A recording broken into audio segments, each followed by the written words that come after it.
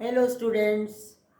हमारा राम लक्ष्मण परशुराम संवाद चैप्टर क्षितिज बुक से चल रहा है और इसके हम 3 पैराज आपको बता चुके हैं।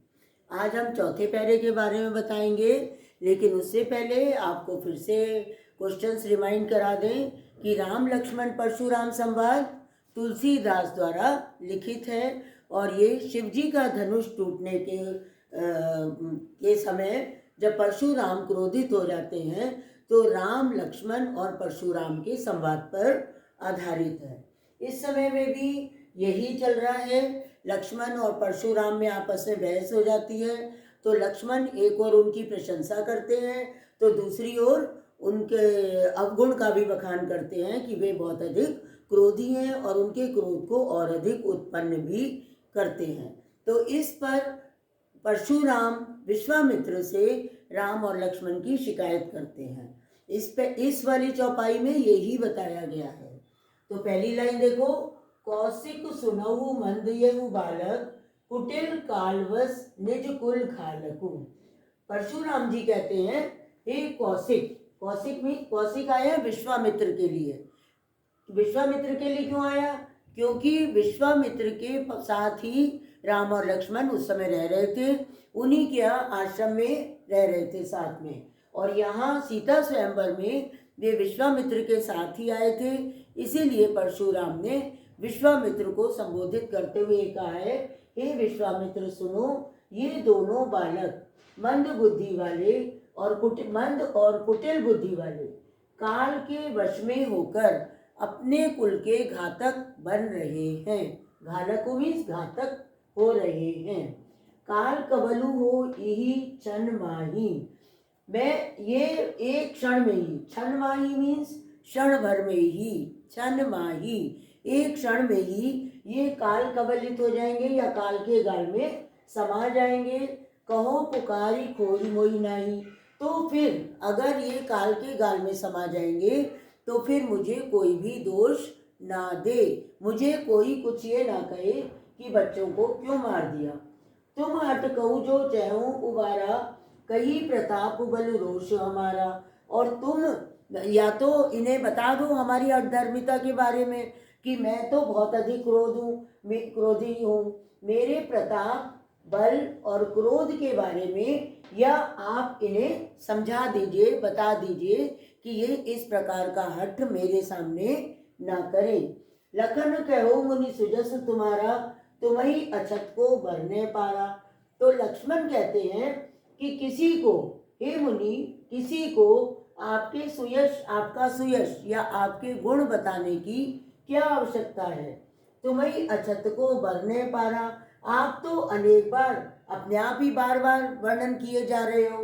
अपने मुंह तुम आपनी करनी, आप अपने मुंह से अपने आप ही अपना वर्णन कर रहे हो।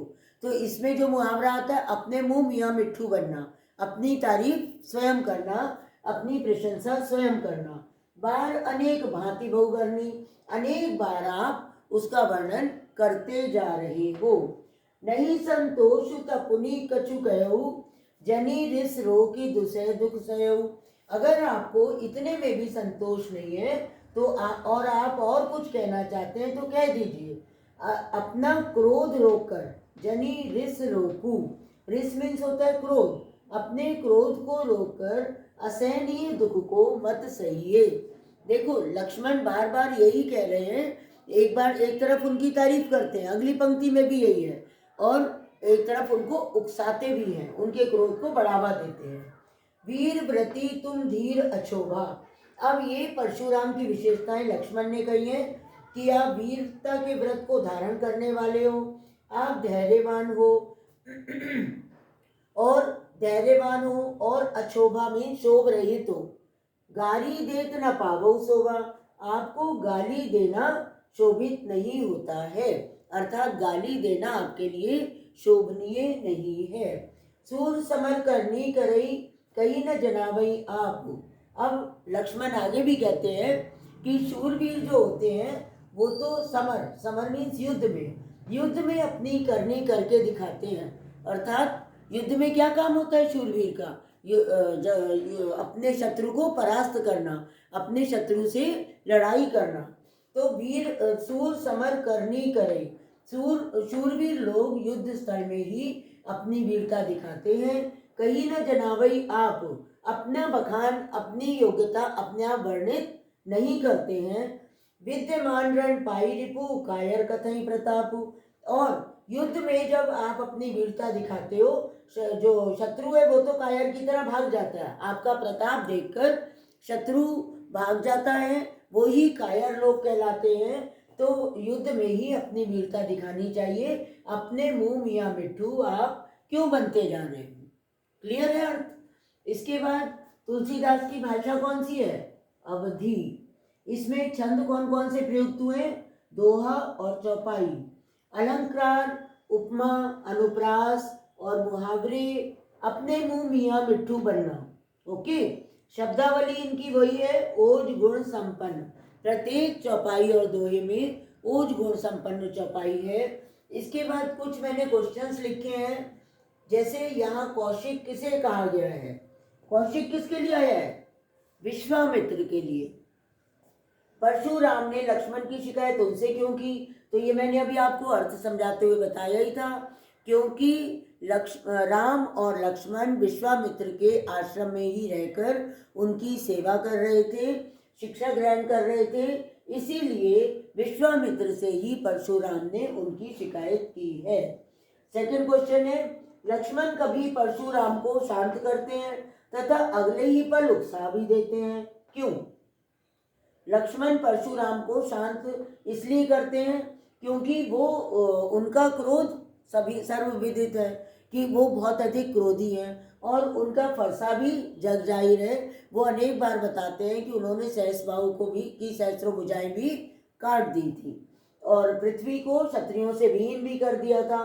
तो ये सब सुनकर परशुराम को शांत तो करते हैं वो प्रशंसा करके, लेकिन अगले ही पल उन्हें उकसा भी देते हैं।